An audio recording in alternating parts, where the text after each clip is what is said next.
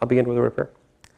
Heavenly Father, we thank you again for this opportunity we have to meet together. We thank you for the opportunity to have this class in the summer, and I just hope that it was useful for the students. Pray that you'd help us in this day to learn a little bit more and just to glorify you, Lord, in what we do. In your name I pray, Lord Jesus. Amen.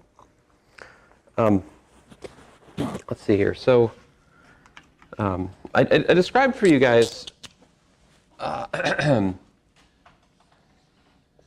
the trouble with singular points.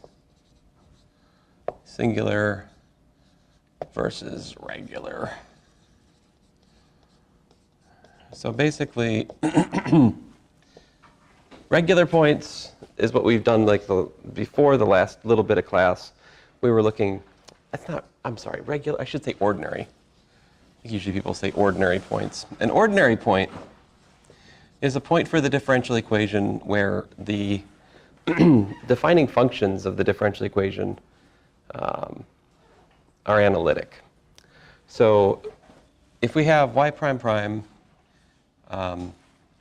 plus py prime plus qy equal to g, let's say, then if you have, p, q, and g analytic at x naught, and what this word analytic means is that they can be represented by a power series, all right, at least local to x naught. So if that's the case, if that data is all analytic at x naught, then x naught is said to be an ordinary point for the differential equation. And ordinary points are, well, kind of ordinary. So, long story short, we can solve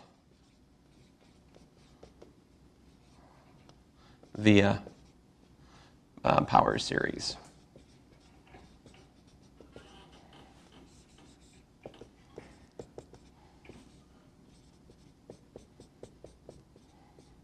Right?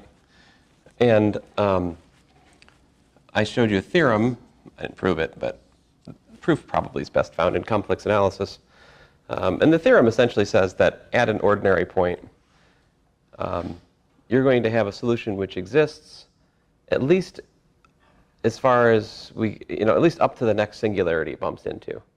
The radius of convergence is going to be as big as it possibly can be without going over that singular point. All right? Now, so what's a singular point?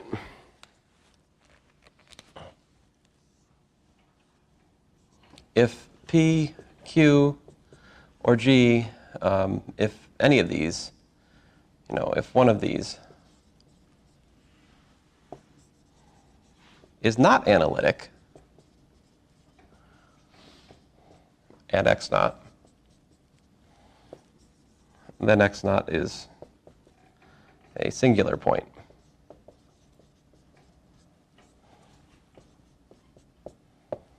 A singular point of the differential equation. Now, most often, well, at least the thing I'm most familiar with, there's probably a vast literature on what to do when G is singular. Probably you could argue that the Dirac delta function examples we've solved already are examples of a singular G. I would kind of think that would be a reasonable thing. I mean, the Dirac delta function is certainly not analytic, Anyway. Mostly we're thinking, though, for the most part, we've set G to 0, right? This is usually 0, and usually we're just focusing on those guys, P and Q, the coefficient functions. Now, it turns out that if these coefficient functions, they can still be singular, but there's kind of a tame form of singularity. The singular points can be, there's two kinds of singular points. They can either be irregular or regular. There's either irregular or regular singular points. So the irregular singular points, things are known, but not to us. All right, you'd have to look at a deeper book like Coddington and Levinson, something like that. something that's primarily intended for a graduate audience. We'll deal with irregular singular points. I don't really know much about those. On the other hand, regular singular points are, they're kind of well behaved. And there's a calculational technique to deal with this case called the Frobenius method. So Frobenius method takes care of regular singular points.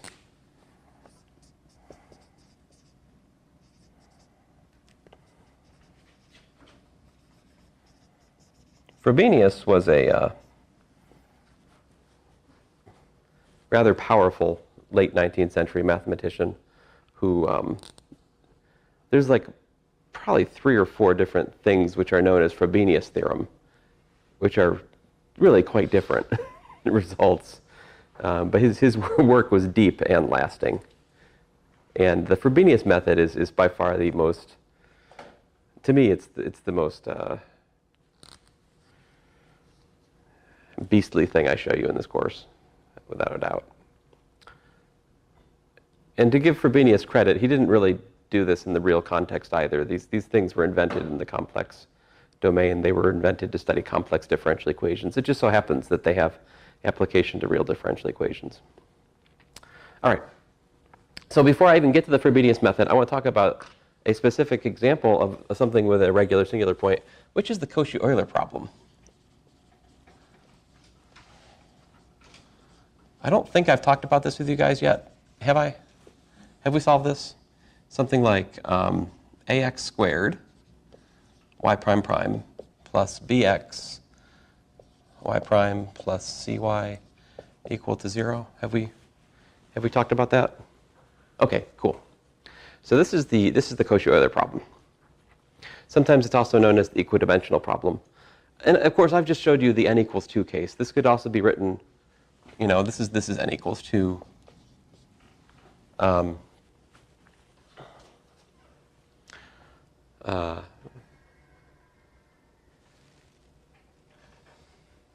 Okay.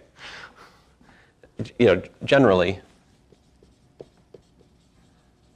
you'd have something like a sub n x to the n, y to the nth derivative, plus da da da da, plus, let's say, a sub 2x squared y prime prime, plus a sub 1x y prime, plus a sub naught y equal to, I mean, you could even have a g over here. You could talk about non-homogeneous Cauchy Euler problem, nth order non-homogeneous Cauchy Euler problem. And in fact, there's techniques for solving these which are very, very similar to what we learned in the first arc of the course.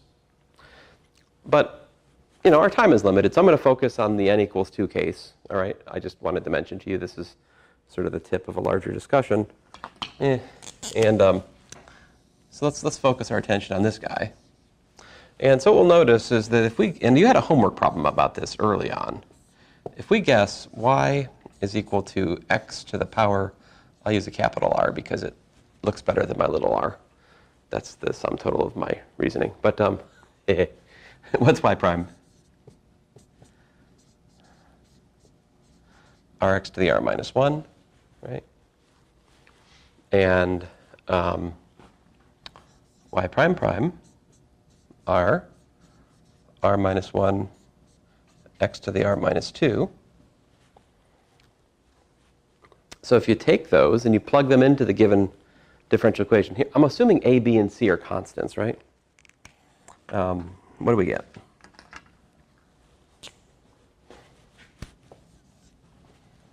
We get a x squared r times r minus 1 x to the r minus 2 plus bx r x to the r minus 1 plus c x to the r equal to 0. So we can clean this up. You notice what happens? See how the x squared and the x to the r minus 2 and the x to the r minus 1, they both multiply back to give us x to the r, right? X to the r in every term, so we can factor it out. And we have ar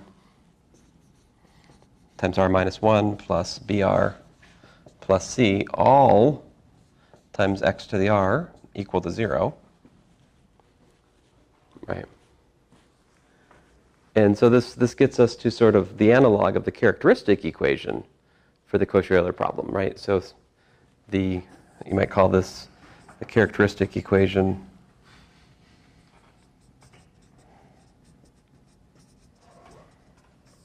Characteristic equation is we have to have R solve A times R minus 1 plus BR plus C has to be equal to 0. We need that condition to be met for R in order for x to the R to solve this thing. Does that make sense? I mean, there's a homework problem on this. Like in quiz 1, I threw one in there. Didn't I? I think I did. Was it quiz 2? It's been so long ago. Who can remember? Okay, so now, so let's look at a couple examples before I make any other comments. Example 1, so suppose you wanted to solve x squared y prime prime minus y equal to 0.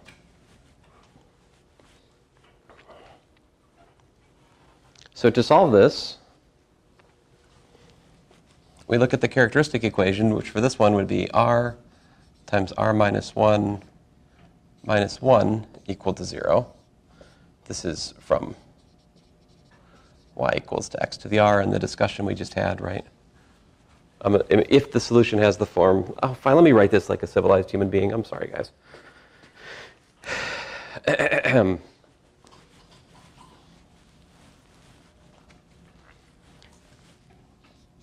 If we suppose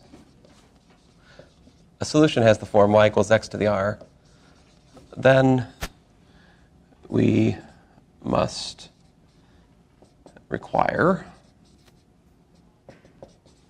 r times r minus 1 equal to 0. Just piggybacking off what we just did in the purple, right? But that's a quadratic equation in R, right? This is a quadratic equation in R. A, B, and C are constants, so we can always solve this, right? And what do we get? R squared minus R, oh, we get regret. That's what we get. Minus 1 equal to 0. I regret I need to fix this example. I feel like that I wrote it wrong. You know, I think if you really look hard, you can see that there was supposed to be a 2 here, right? Because if there was a 2 there, then I wouldn't have to talk about the complex case at the start of this, and that would be better. So this is r minus 2, right, times r plus 1. It factors, hooray!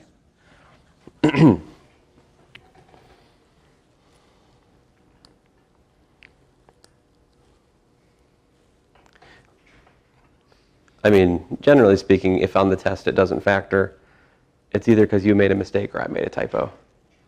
But embrace the madness. It's a quadratic equation, so you can solve it, and we can write down solutions for it. They just might not be pretty. But I try to make them pretty, so I would worry a little. Yeah. Now this gives me r equals to 2, or r equals to minus 1, right? Which gives me y equals x squared, or y equals to x to the minus 1. And so by the usual theory, the general solution is what?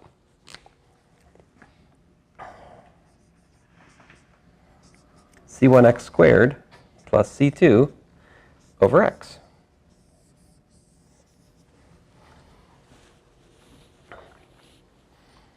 Now this one is kind of forgiving in the sense that, like, so you think about the domain of the solution, right?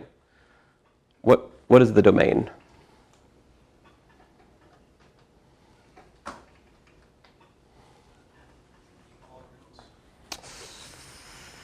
All reals is just a little bit too greedy.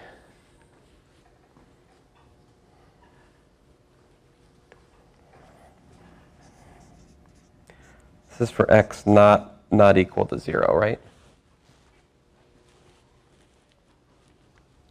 So before I move on to my next example, I just want to make a connection with our discussion at the start of class. You see what this is. This is y prime prime minus 2 over x squared, y equals to 0. So you see what we have is we have that the q is minus 2 over x squared. And this means that x naught equals to 0 is singular.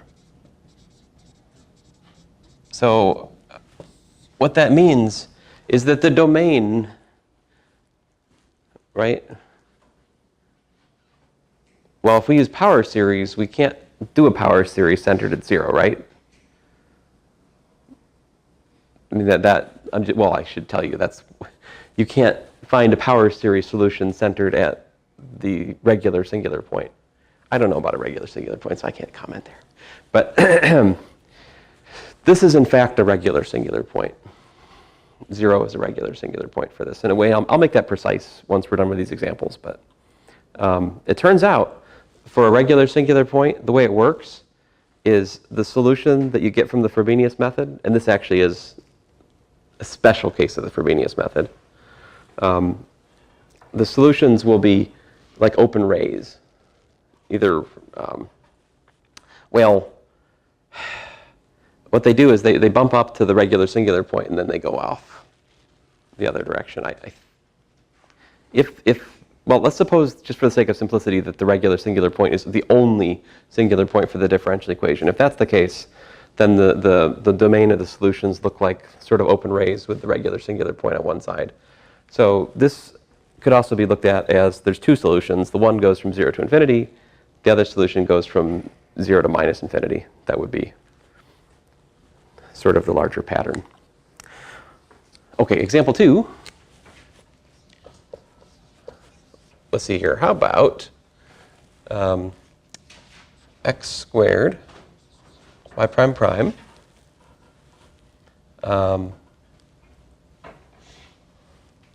plus y prime equal to 0. All right.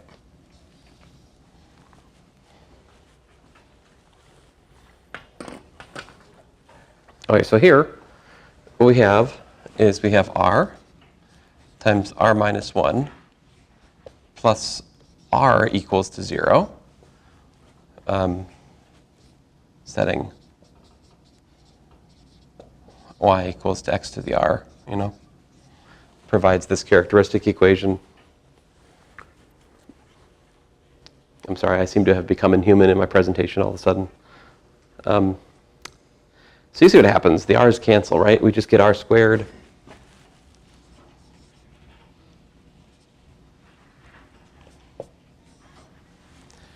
Oh, this is a really weird case, right?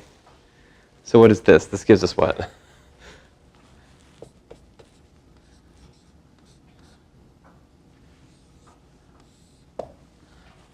R equal to 0 twice, yeah?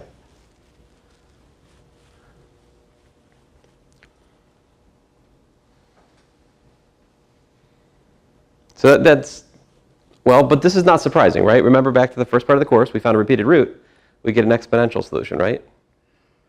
But we had to multiply by t to get the second one, right? But the rules of the game aren't the same here. I can't just multiply by x and hope that it works. I mean, it may or may not. It won't.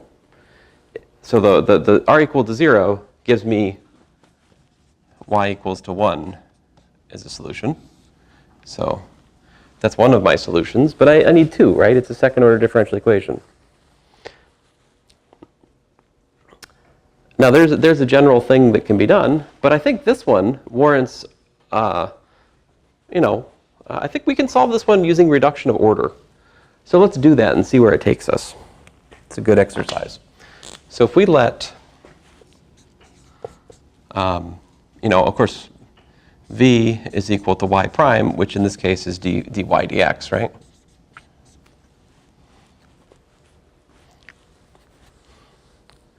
Let's see here. So what we're looking at is x squared v prime plus v equals to 0.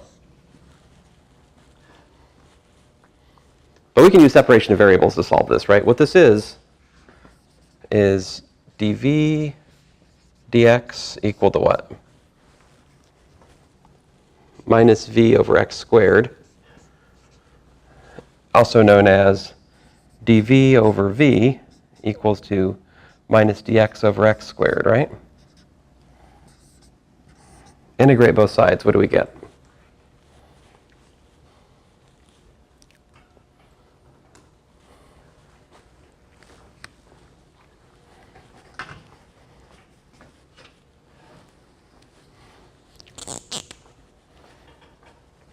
We get natural log, the absolute value of v equals to minus 1 over x plus a constant, right?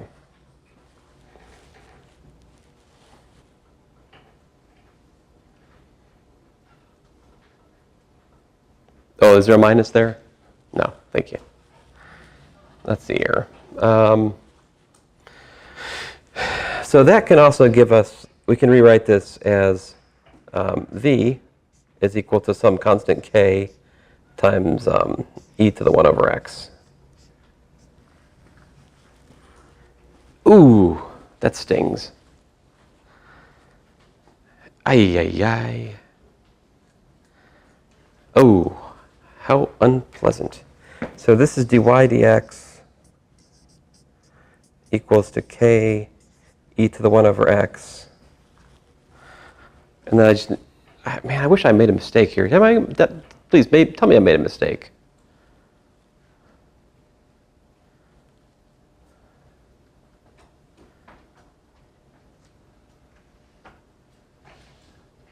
I really wish I had made a mistake. Because I don't want to integrate that. But I want to integrate it to find y, right? If I integrate both sides, that gives me y. Right? Yet, I don't know how to integrate that, I don't think.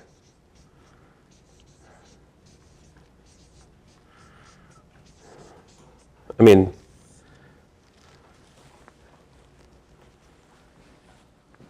that's kind of awful.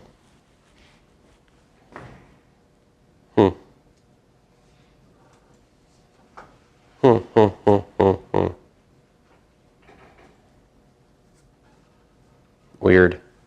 All right, I'm not sure if I made a mistake here or not. Okay, so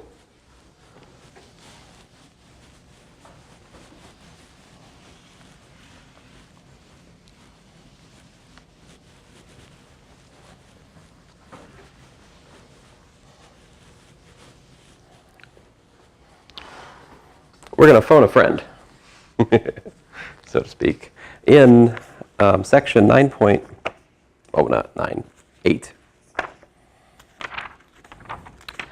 In section 8.7, I think, there is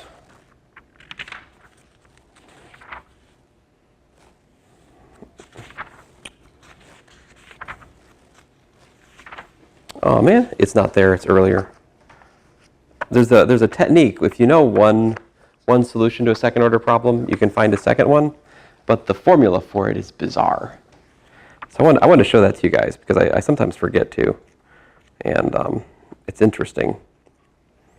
This calculation, it's one of the weirder ones that I've come across. I'm nervous to try it out without finding it, because if I start out on the wrong foot, it won't go well for us. And I thought it was in the second Frobenius section, but it was not. So that's what's it's called. It's sometimes called the second linearly independent solution formula or something like that.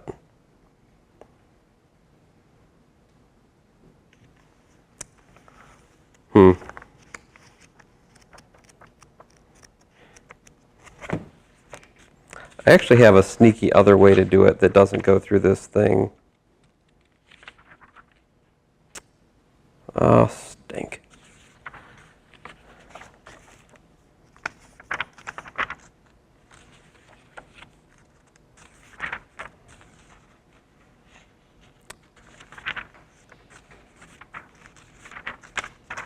It might be back in chapter 4.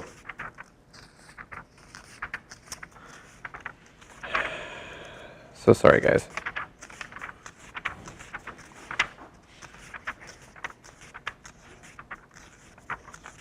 I did try to use the index.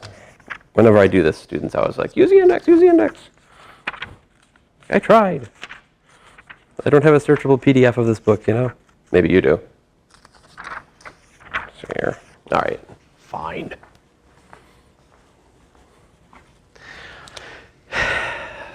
I will attempt it. A foolish attempt. So here's the idea. We're given y prime prime plus py prime plus qy equal to 0 has solution y1. All right? So what that means, of course, is that y1 prime prime plus py1 prime plus qy1 equal to 0. All right? Then our goal is to find a linearly independent y2 which solves star.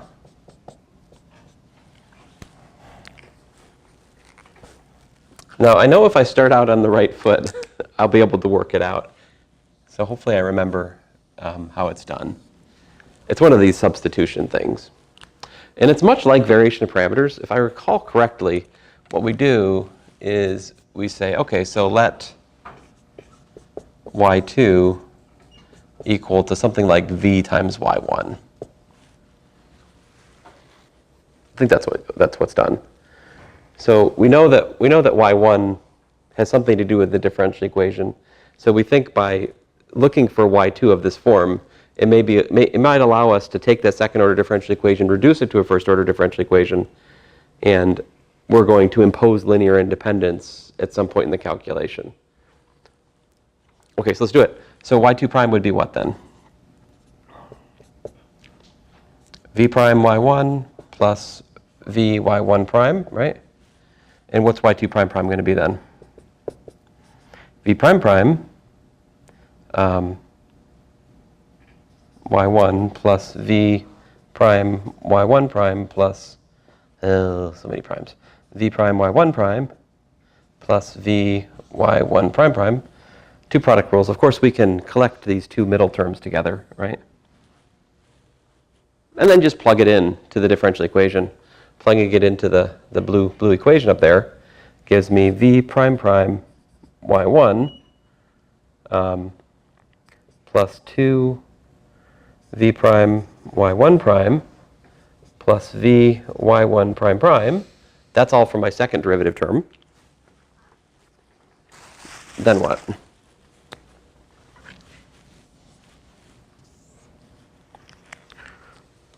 Then plus p. Y prime was what? It was v prime y1 plus v y1 prime. And then we have plus q times vy1. This calculation is very reminiscent of the one we did to discover variation of parameters formulas, remember? Very similar in its spirit. But the outcome will be quite different. So, bless you. Some of these things go away, right? We're assuming that y1 is a solution, right? So that means what? This and this go together, right? To go to 0 because of this right here. Factor out the v, we have the differential equation for y1. So what are we left with?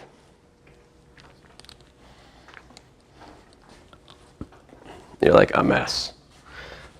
Fine, it's true. Everything you say is true.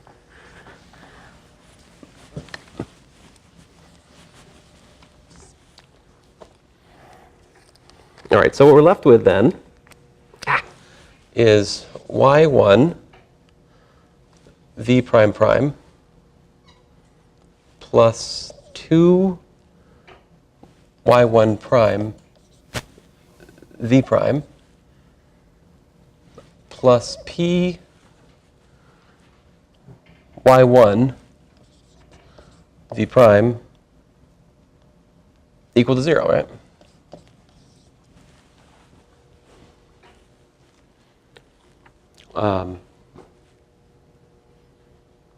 We can clean that up a little bit, right? This is v prime prime equal to minus v prime times 2y1 prime plus py1 divided by, I don't know if I want to divide by y1.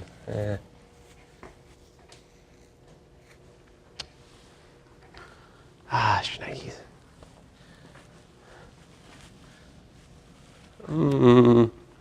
Now I have to solve that for v.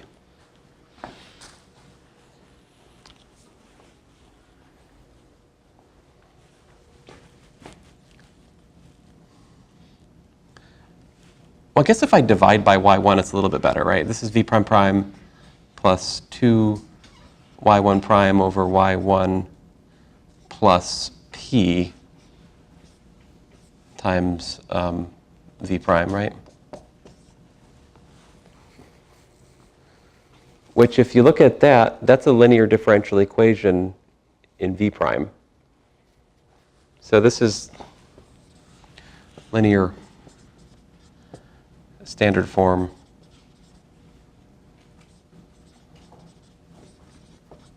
for v prime.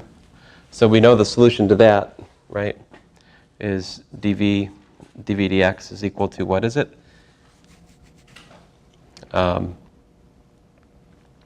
Go back to the integrating factor technique, right? It's, what is it? It's 1 over the integrating factor. And then the integral of, what is it? How's it go?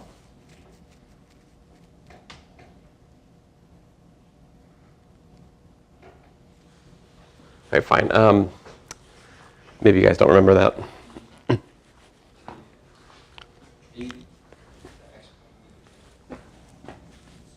See, like we had what was 1 over I integral of IQ dx, right? Where I is the exponential of the integral of p dx, yeah? So here q is 0, right? And p is all of this stuff, which is a given function. So it's a little bit tricky, but so I, this, you could write e to the minus the integral of 2 y1 prime over y1 plus p dx. That's my 1 over I factor. And the integral of IQ dx, well, that just gives you what? It's the integral of 0 in this case, which is just a constant. So basically, this times a constant, we can, without loss of generality, set that constant to 1. So this is what the integrating factor technique yields, just this. And then integrate to get that v is the integral of the exponential of minus the integral of 2 y1 prime over y1 plus p. Let's see here. dx.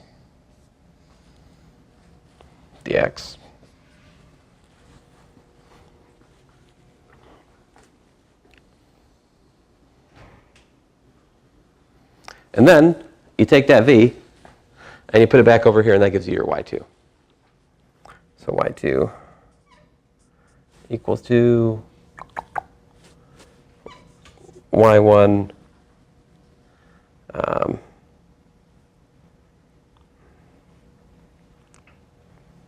integral of e to the minus the integral of 2 y1 prime y1 plus p dx. You can You can also write this with the integration downstairs. I don't know.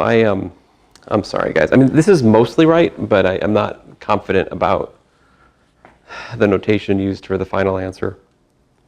It is a formula like this, though. So let me stop. I'm sorry, guys.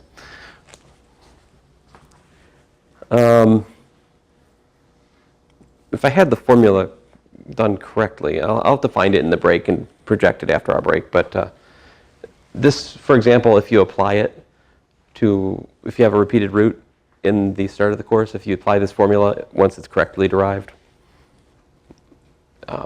it will produce like the x e to the x solution. It's yet another way to derive the x times e to the x. When you apply it to the problem, the Cauchy Euler problem, though, it will actually show you that you bring down a natural log when there's a repeated root. So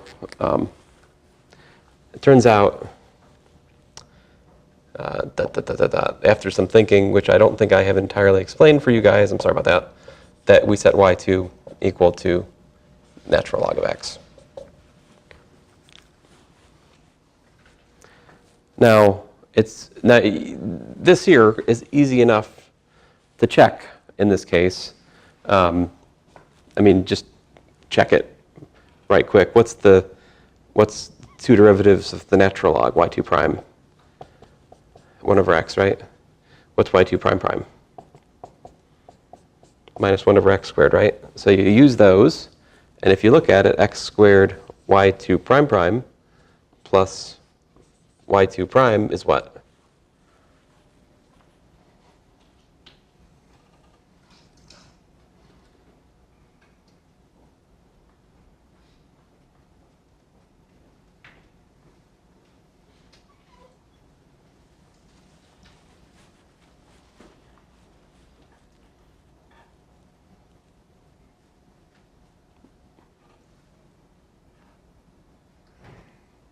Es no bueno. Oh, come on.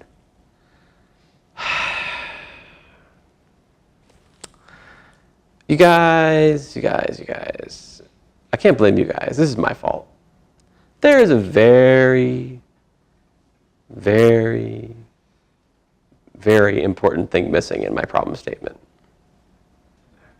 Yes. As stated, this is an irregular singular point at 0.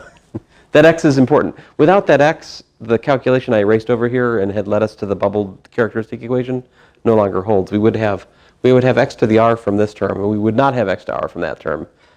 The method breaks down. There needs to be an x here.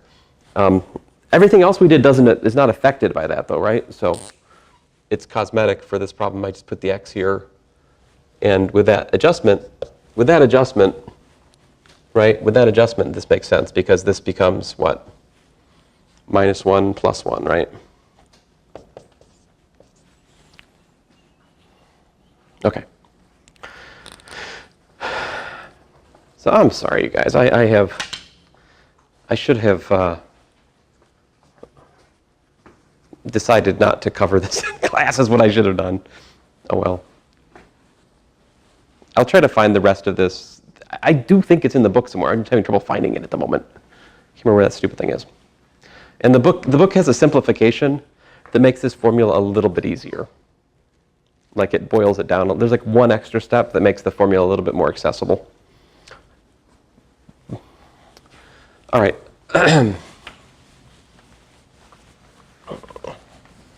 Third example of Cauchy Euler. So I've shown you. Well, let me just tell you, this example is not in isolation. So typically, if you get r is equal to r1 twice, all right, a repeated root, then the general solution looks like this. Y equals c1 x to the r1 plus c2 x to the r1 times the natural log of x. All right, and we're assuming x is greater than 0. If we allow for negative x, we have to replace x with absolute value of x. But with that adjustment, things still make sense. But I usually try to put an x greater than 0 at the start of the problem because I'm not terribly interested in pursuing Cauchy Euler problems for negative x. All right. Anyway, that's the general solution to this problem, although I admittedly haven't done a very good job deriving the natural log piece just yet. Example 3. What else could happen? What else could happen?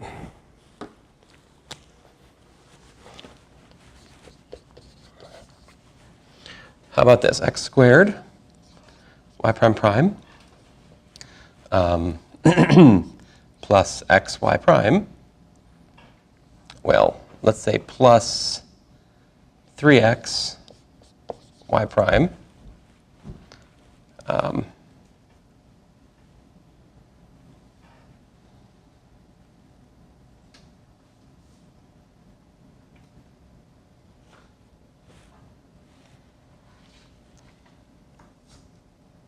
Plus, I think 5y will do nicely.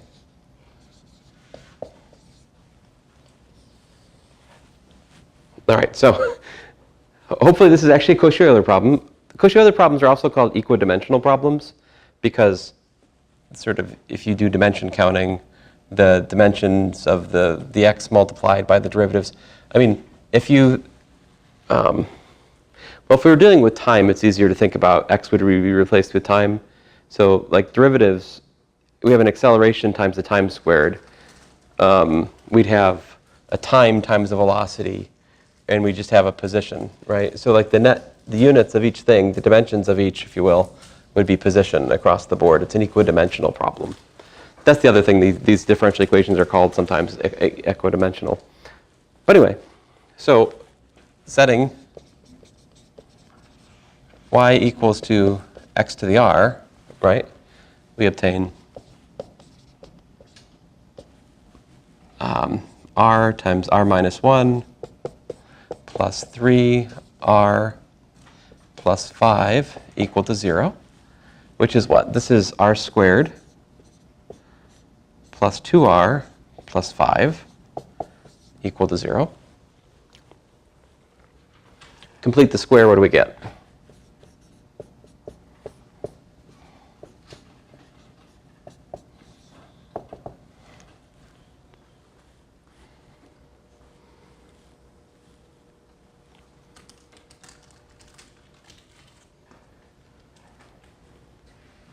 We get r equals to minus 1 plus or minus 2i. So then the question becomes, well, what does that mean, right? What does it mean to have x to the minus 1 plus 2i? What is that actually? What is this?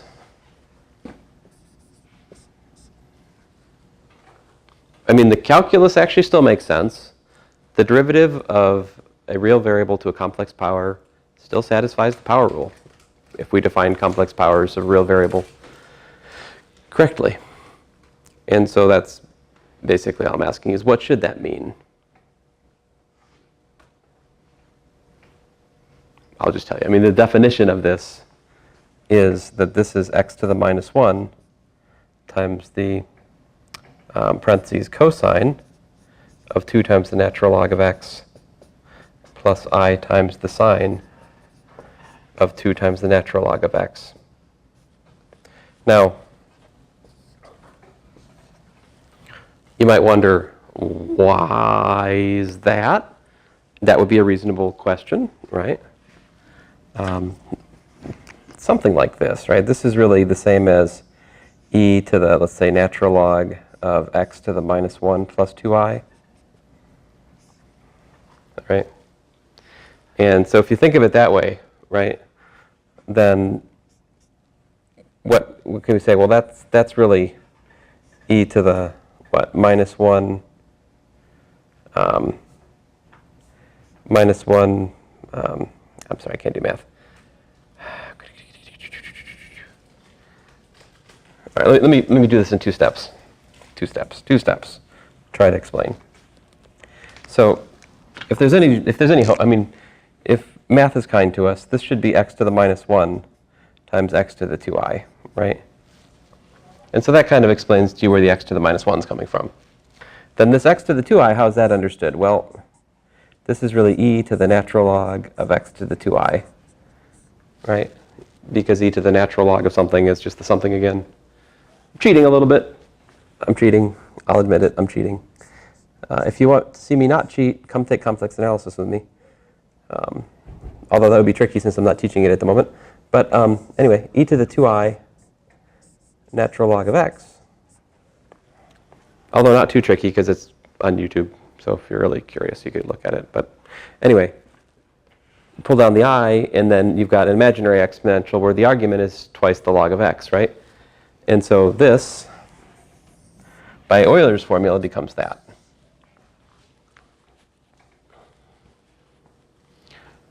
So just generically speaking, like just to divorce myself from this example for just a second, there's a definition, and the definition is just this. X to the alpha plus I beta is equal to x to the alpha times the cosine of beta times the natural log of x plus I times the sine of beta times the natural log of x. And to keep things simple, I'm assuming x is positive, okay? If I had x as negative, I could just replace x with like absolute value of x. It would still be fine. But there you go. That's how we define a power function to a complex exponent. It is still the case, the straightforward exercise, to prove that d dx of x to the alpha plus I beta, guess what it is? It is equal to alpha plus I beta x to the what?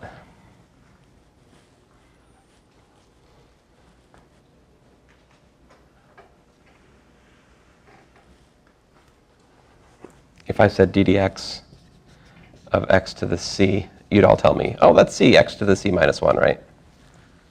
And so it's alpha plus I beta. My point to you is complex variables are kind. It works just like you already know.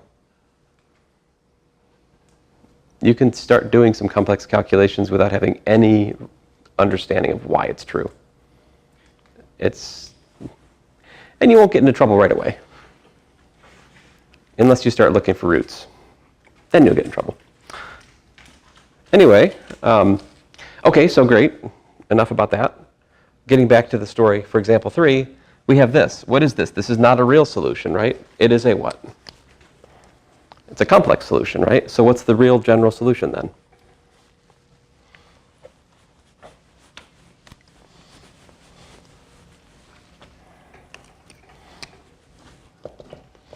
Y equals to c1 x to the minus 1 cosine 2 times natural log of x plus c2 x to the minus 1 sine of 2 times the natural log of x.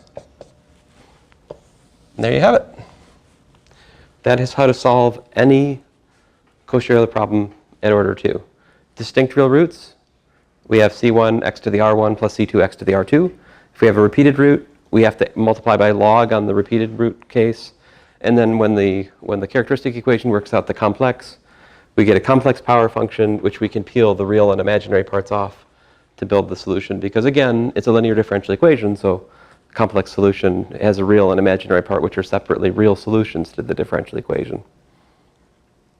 And why don't I need the minus 1 minus 2I?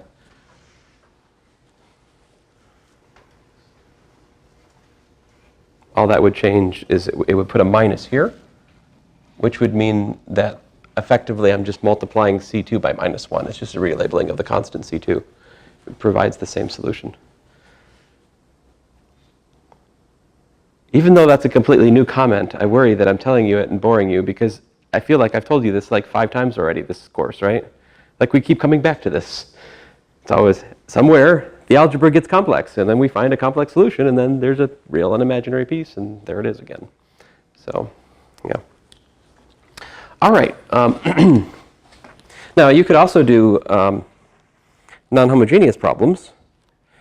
In fact, if you look at, I think, test 1 of fall 16, although I don't know if I have that posted, actually, but the last problem on there for kicks, I gave them a Cauchy Euler problem. You can cover this earlier, right? You could cover this. You could do the starting arc of the course, and then I could do this right after it because it's nearly the same idea. And then I actually gave them a non-homogeneous Cauchy Euler problem as sort of the bonus question on test 1 in the fall semester. None of them really touched it. Test was probably too long. I mean, most likely. But you do it the same way. I mean, this allows you to find the fundamental solution set, and then variation of parameters still make sense for this. So if it was a non-homogeneous problem, you'd find y1 and y2 like this, and then you use those to build the particular solution by variation parameters. That would still be cool, still work. There's another way of thinking about these, and this is just a remark. But you can write x squared,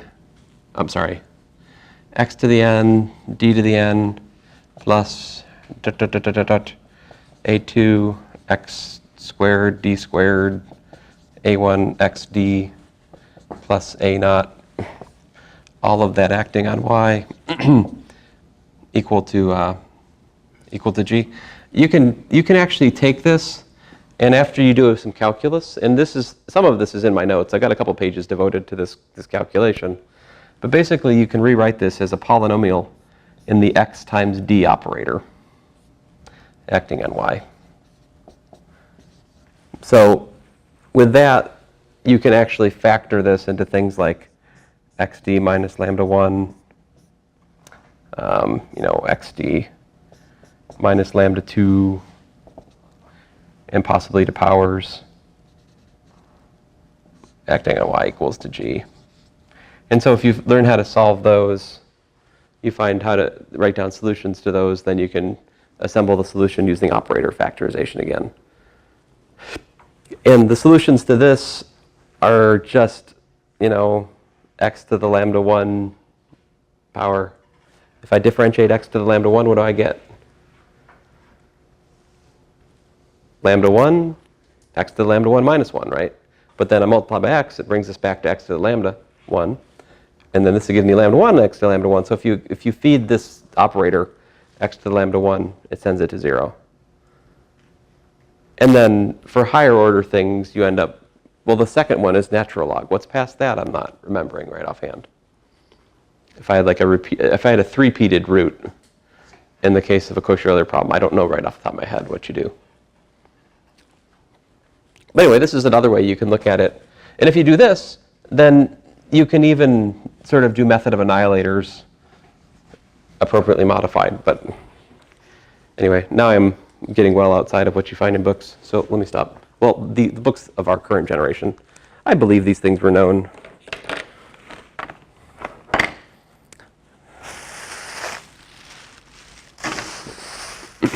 Back in the day. All right, so we'll take a 10-minute break here. We'll come back. I'll try to show you the formula.